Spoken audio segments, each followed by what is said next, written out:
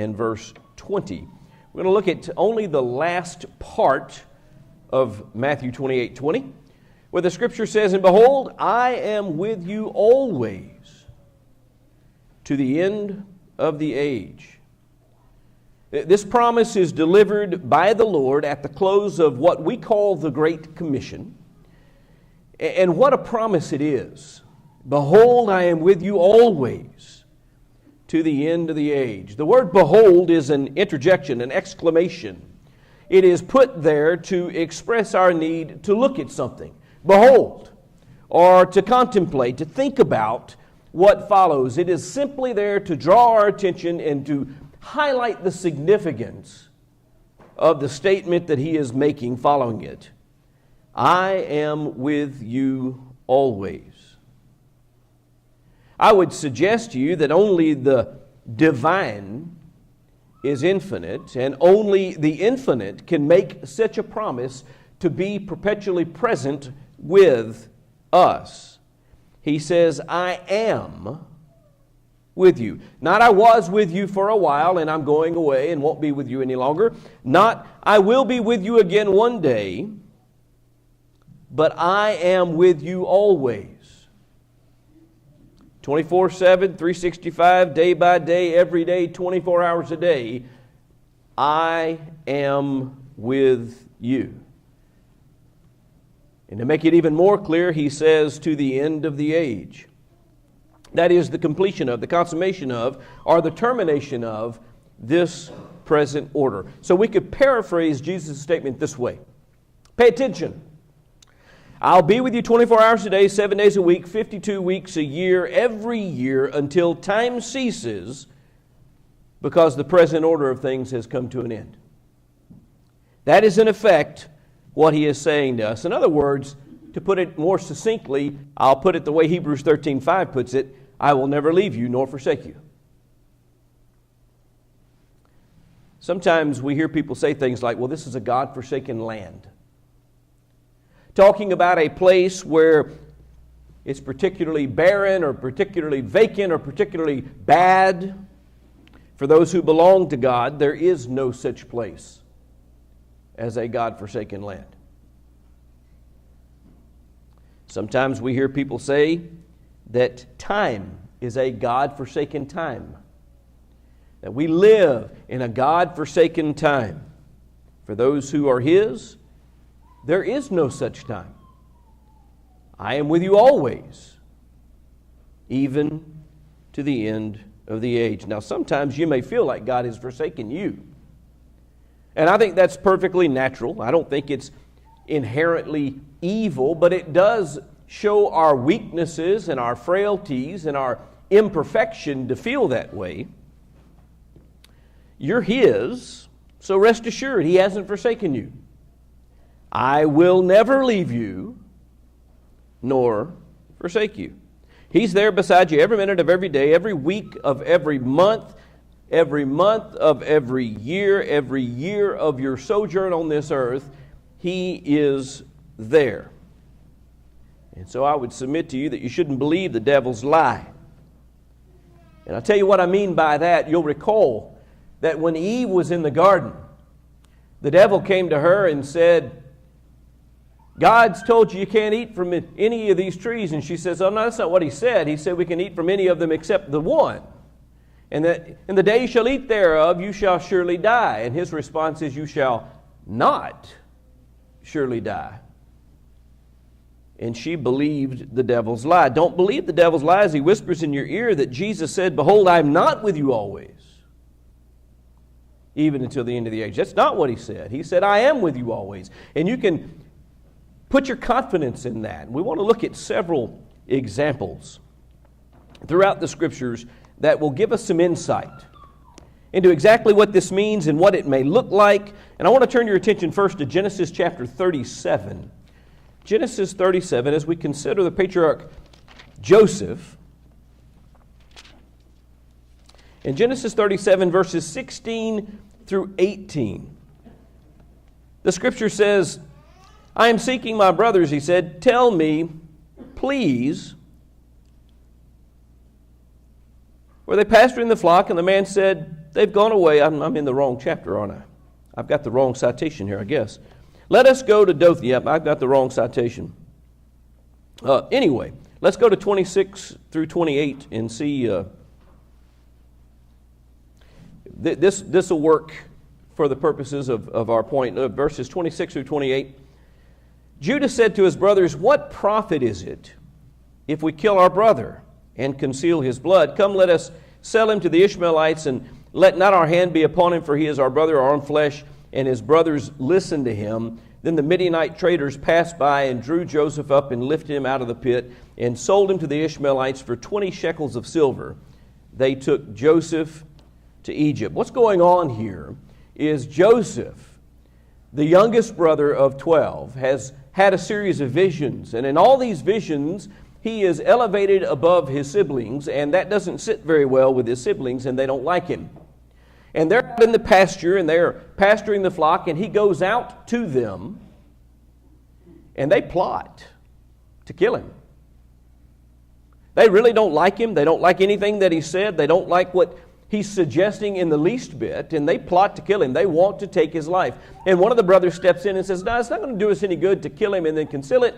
So let's just sell him into slavery." And there's a lot more trouble that goes with Joseph in this story, involving him being a slave for a while, involving him being unjustly accused by the wife of his owner, and him being jailed, involving him being abandoned in jail by one of his cellmates, whom he tells that he has a vision that's going to mean that he gets out of jail and he goes back and is restored to his place of prominence. And he says, "When you get there, don't forget me." And he says, "I won't." And then he gets there and he forgets him and leaves him in jail. And he spends all that extra time in jail. There's a lot of turmoil. And the question that we have is, where was God? Where was God when this godly young man, who put his faith and his trust in God, was being plotted against by his brothers, was being sold into slavery by his brothers, was suffering in slavery, was suffering in jail, was suffering in all of these ways? Where was God in Joseph's life? "Lo, I'll be with you always." Well, where was he? Look at chapter 45.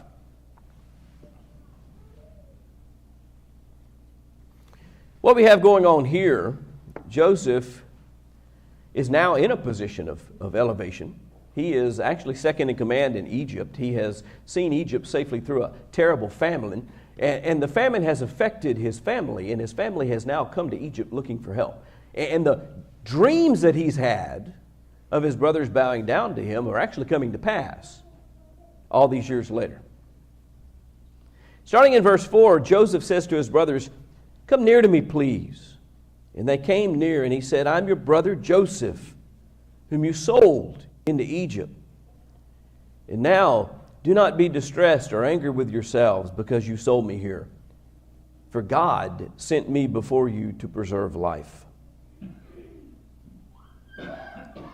For the famine has been in the land these 2 years, and there are yet 5 years in which there will be neither plowing nor harvest. God sent me before you to preserve for you a remnant on the earth and to keep alive for you many survivors. So it was not you who sent me here, but God.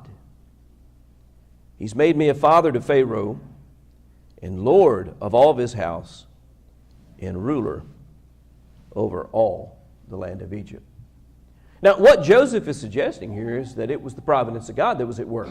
That this plot against him, that this selling him into slavery, that this turmoil and difficult times that he lived through in the intervening years, he's not blaming on them at all, and he's not holding anything against them, and he's telling them, you don't feel bad about it. Because God was with me, and God was bringing me to this place, and there was a reason and a purpose and a plan that we just didn't understand.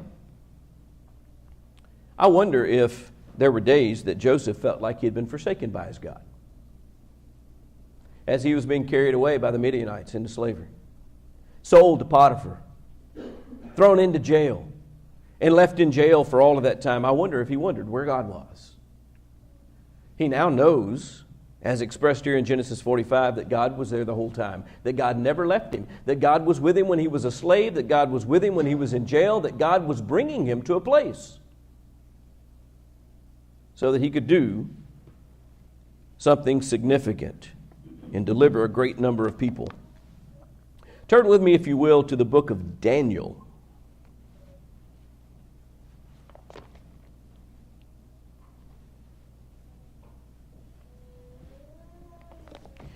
Daniel chapter 6. We want to consider Daniel for just a moment. Starting in verse 6. These high officials and satraps came by agreement to the king and said to him, O King Darius, live forever.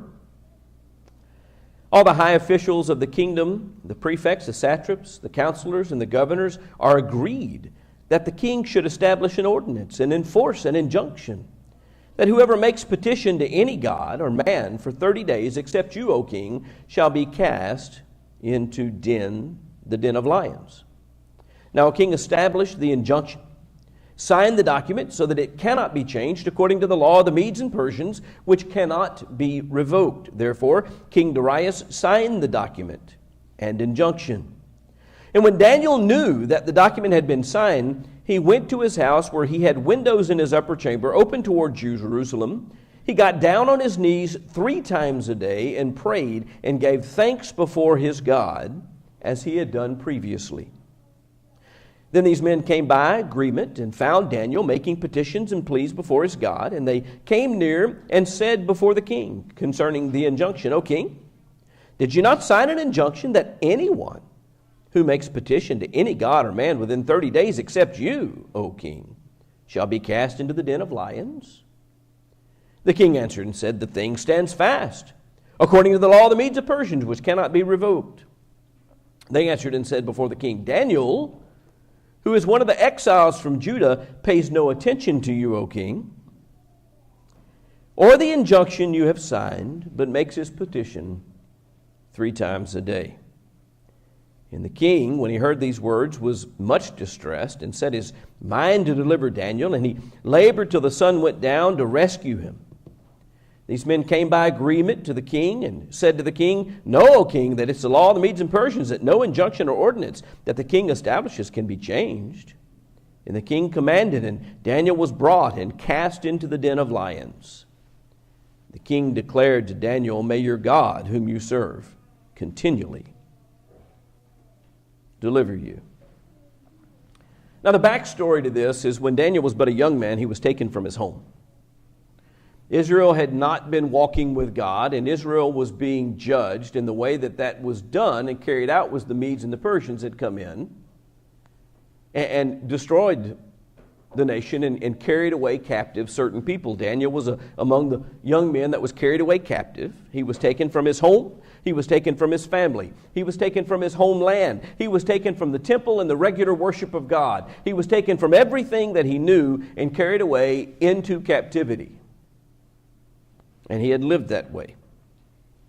And he now, for worshiping God, finds himself cast into a den of lions to be violently and painfully killed. Where was God? Here's a young man that had, quite frankly and astoundingly, been amazingly faithful to God. As a young man taken from home, I'm not too sure I would have remained faithful to God. Daniel did. Brought into a foreign land, exposed to foreign things, promised the baubles and the beads and the riches of this land and the fun and the frolic and no more parents to oversee me. And I don't know that I would have done what Daniel did, but Daniel remained faithful to God. Taken away from the weekly assemblies. And the brethren who would call to check on me if I wasn't there, taken away from all that. I don't know that God would have remained in my mind, but God remained in Daniel's mind through all of this. And then a decree comes down. And by the way, I can hear myself justifying this already. Well, the decree is only for 30 days. 30 days without praying to God, and then I can start praying again.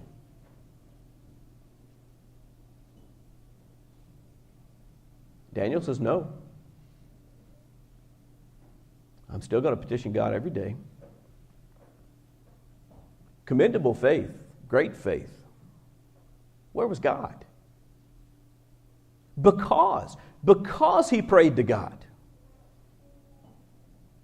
he's thrown into a den of lions. Where was God? Look at verse 19. Then at daybreak, the king arose and went in haste to the den of lions, and he came near to the den where Daniel was, and he cried out in a tone of anguish. The king declared to Daniel, "O Daniel, servant of the living God, has your God whom you serve continually been able to deliver you from the lions?" And Daniel said to the king, "O king, live forever. My God sent his angel and shut the lions' mouths. They've not harmed me, because I was found blameless before him. And also before you, O king, I have done no harm." Where was God? God was there right beside him. Never left him. Never forsook him. Continued to provide for him. Go back a couple of chapters to chapter 3. 3 other young men from Israel, Hananiah, Mishael, and Azariah, have also been carried away into captivity. They are given Babylonian or Chaldean names, and we'll be reading about them using those names. Starting in verse 13, Nebuchadnezzar, in furious rage, commanded that Shadrach, Meshach, and Abednego be brought. So they brought these men before the king, and Nebuchadnezzar answered and said to them, "Is it true, O Shadrach, Meshach, and Abednego, that you do not serve my gods or worship the golden image that I have set up?" Now, if you're ready, when you hear the sound of the horn, the pipe, the lyre, the trigon, the harp, the bagpipe, and every kind of music, fall down and worship the image that I have made, well and good. But if you do not worship, you shall immediately be cast into a burning fiery furnace. And who is the God who will deliver you out of my hands? Shadrach, Meshach, and Abednego answered and said to the king, "O Nebuchadnezzar, we have no need to answer you in this matter. If this be so, our God whom we serve is able to deliver us from the burning fiery furnace, and he will deliver us out of your hand, O king. But if not, be it known to you, O king, that we will not serve your gods or worship the golden image that you have set up." Nebuchadnezzar was filled with rage. The expression of his face was changed against Shadrach, Meshach, and Abednego, and he ordered the furnace to be heated 7 times more than it was usually heated. He ordered some of the mighty men of his army to bind Shadrach, Meshach, and Abednego, to cast them into the burning fiery furnace. Then these men were bound in their cloaks, their tunics, their hats, their other garments. They were thrown into the burning fiery furnace because the king's order was urgent. And the furnace overheated. The flame of the fire killed those men who took up Shadrach, Meshach, and Abednego. And these 3 men, Shadrach, Meshach, and Abednego, fell bound into the burning fiery furnace. Where was God?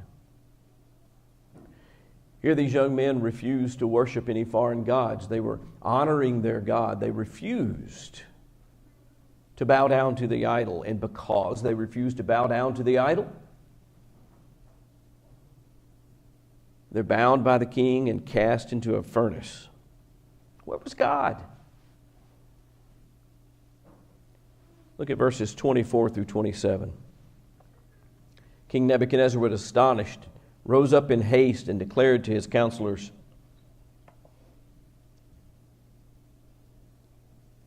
"Did we not cast 3 men bound into the fire?" They answered and said to the king, "True, O king." He answered and said, "But I see 4 men unbound, walking in the midst of the fire. They're not hurt. The appearance of the 4th is like a son of the gods." Nebuchadnezzar came near to the door of the burning fiery furnace, and he declared, "Shadrach, Meshach, and Abednego, servants of the Most High God, come out. Come here." And Shadrach, Meshach, and Abednego came out from the fire. The satraps and the prefects and the governors and the king's counselors gathered together and saw that the fire had not had any power over the bodies of these men.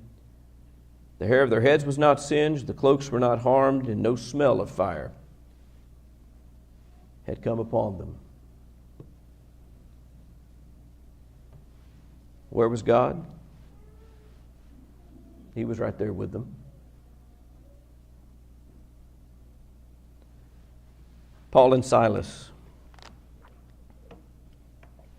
to move forward, look with me at Acts chapter 16.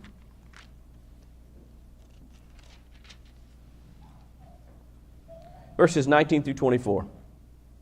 And as you're turning over there, I want to remind you, Joseph wasn't spared for the ordeal of the mistreatment of his brothers. He wasn't spared being jailed. He wasn't spared being mistreated. He wasn't spared any of the difficulties or hardships. Daniel wasn't spared being cast into the lion's den.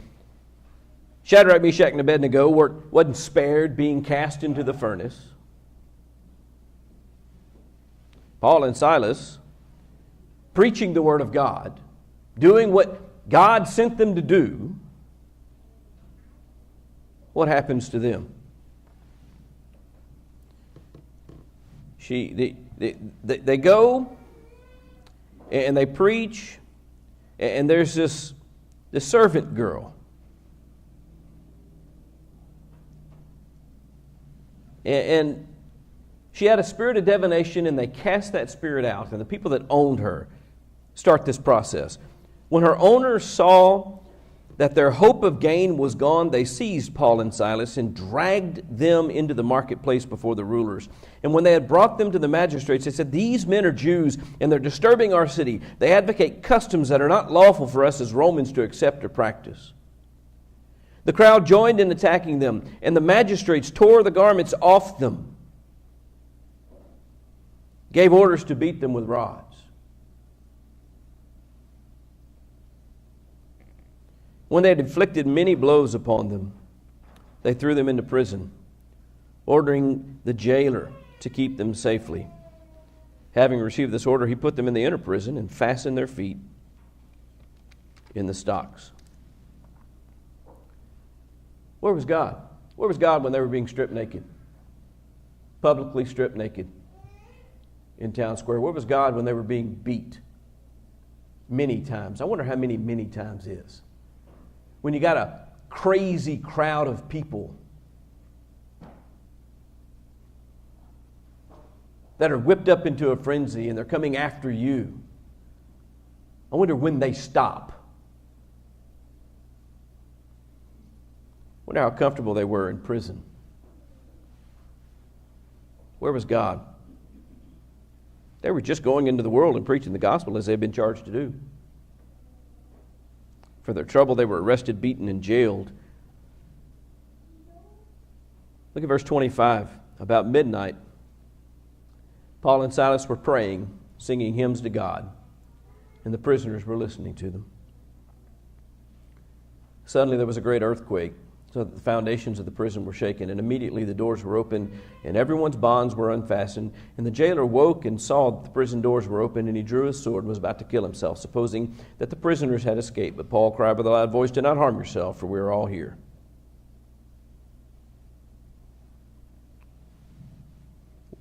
Where was God? Well, he was there while they were beaten. He was there when they were stripped. He was there when they were arrested. He was there when they were put into jail. He was there until midnight.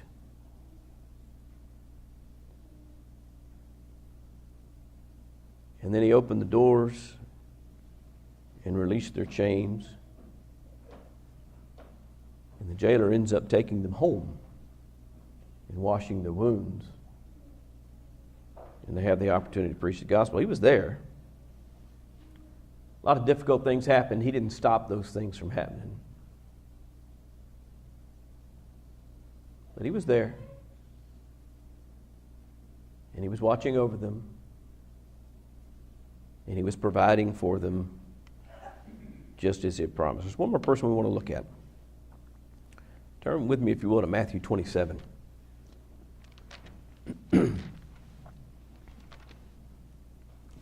Matthew chapter 27. In verse 46.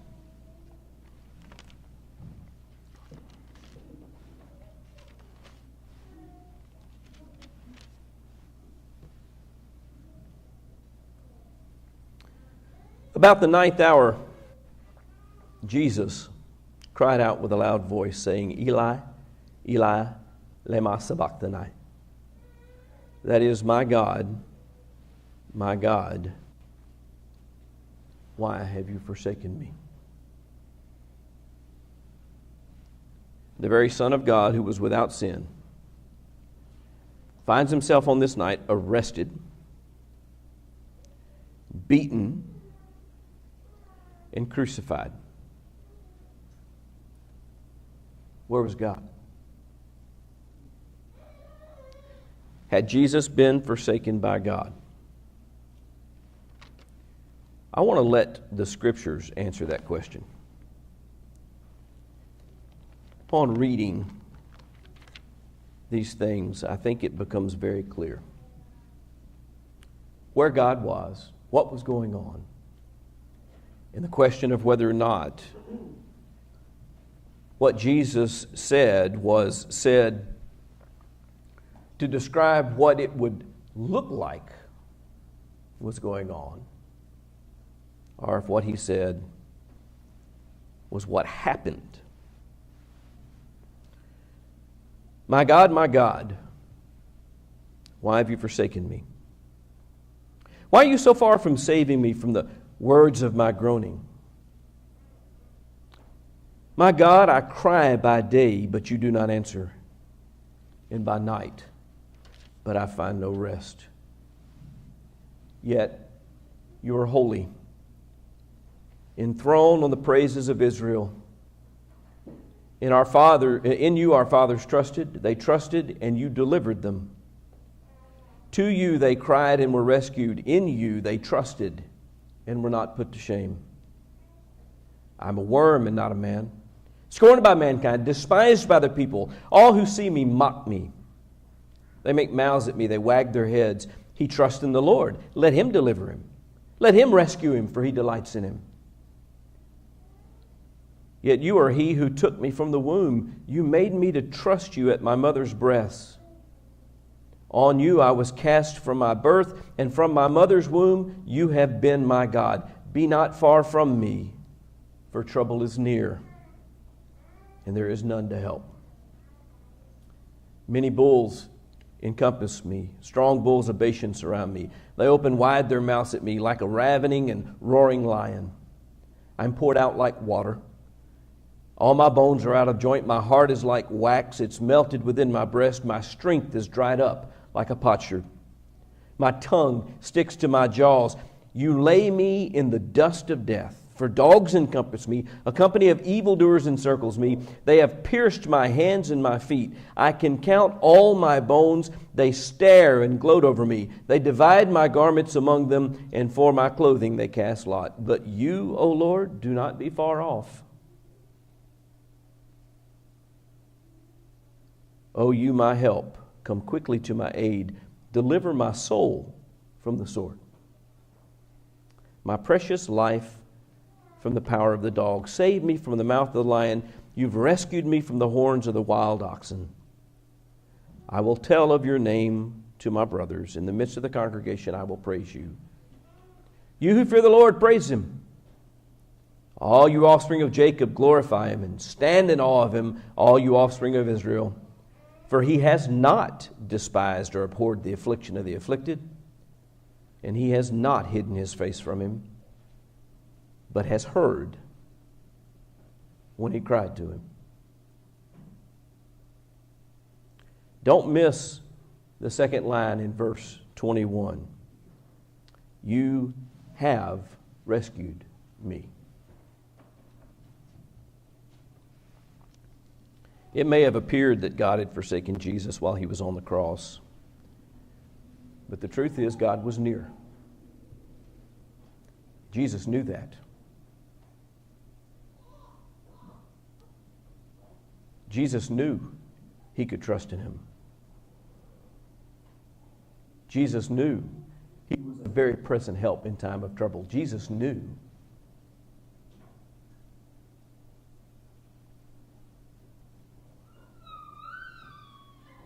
God was there the whole time, and he absolutely responded to his cries for help. In the book of Hebrews, we're reminded of that. Turn over to Hebrews with me. Hebrews chapter 5 in verse 7.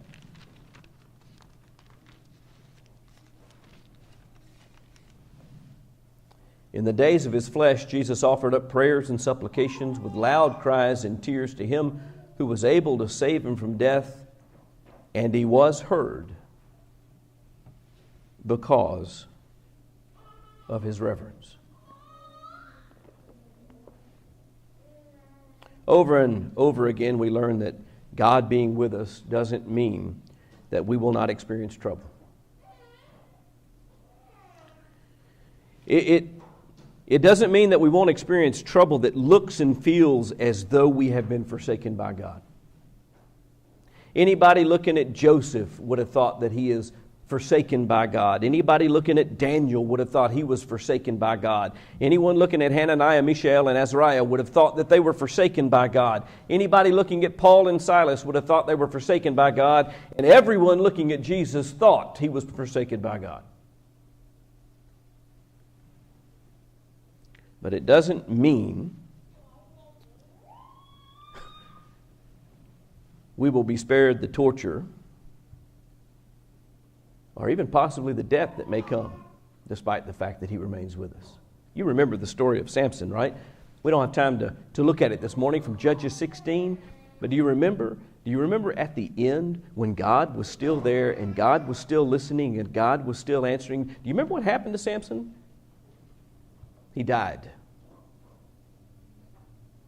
He died with his enemies, and the Bible tells us that he killed more people in his death than he did in his life. He was more impactful when he died than he had been his entire life. Go back and read Hebrews 11, verses 32 through 40. Well, actually, let's do that. This is significant enough that we need to read it. Hebrews 11. We start discussing in verse 32. What more shall I say? For the time will fail me to tell of Gideon, Barak, and Samson, Jephthah, and David, and Samuel, the prophets, who through faith conquered kingdoms, enforced justice, obtained prophecy, stopped the mouths of lions, quenched the power of fire, escaped the edge of the sword, were made strong out of weakness, became mighty in war, put foreign armies to fight. He says, women received back their dead by resurrection. Some were tortured, refusing to accept release so that they might rise again to a better life. Others suffered mocking and flogging, even chains and imprisonment. They were stoned. They were sawn in two.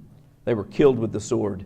They went about in skins of sheep and goats, destitute, afflicted, mistreated, of whom the world was not worthy, wandering about in deserts and mountains and in dens and in caves of the earth. All of these, though commended through their faith, did not receive what was promised, since God had provided something better for us, that apart from us they should not be made perfect. God never left them through any of that, because that's not the promise. The promise isn't about sparing your body.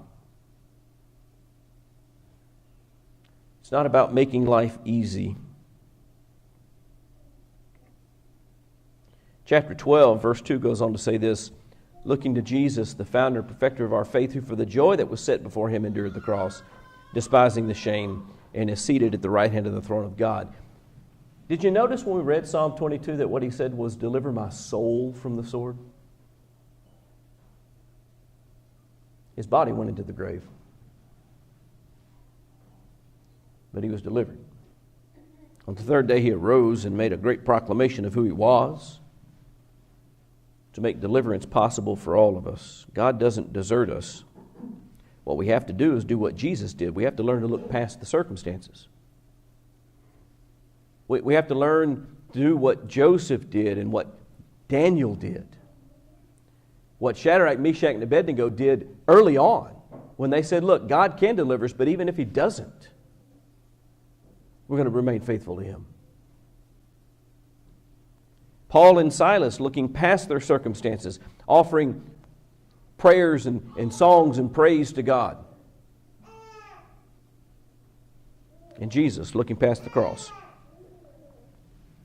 God doesn't desert us, but we have to look past the things that we go through and see the end of the matter. See the fact that He's there. See the fact that He has our back. See the fact that He has promised to deliver our soul from death.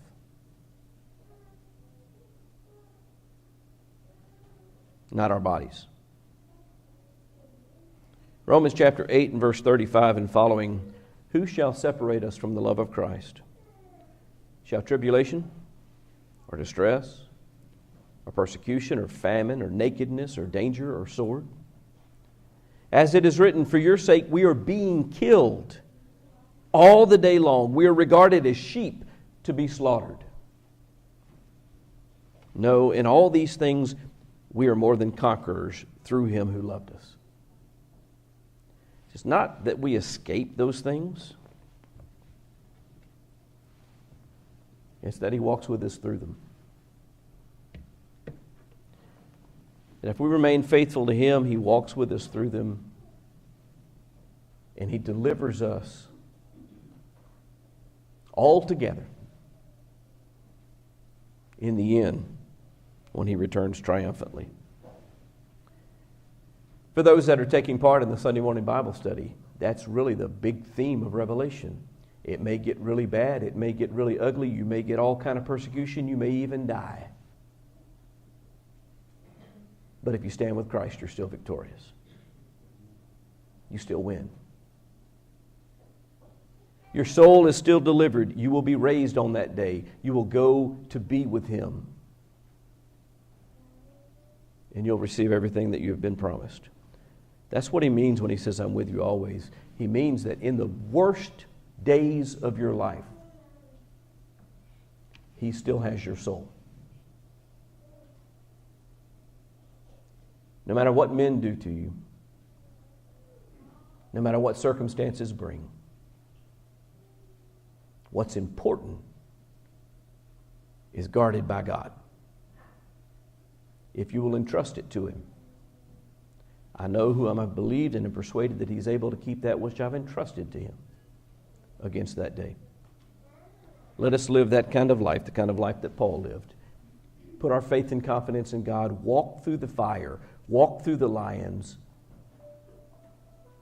Walk through the death that we may face, knowing that God is with us. Think about these things.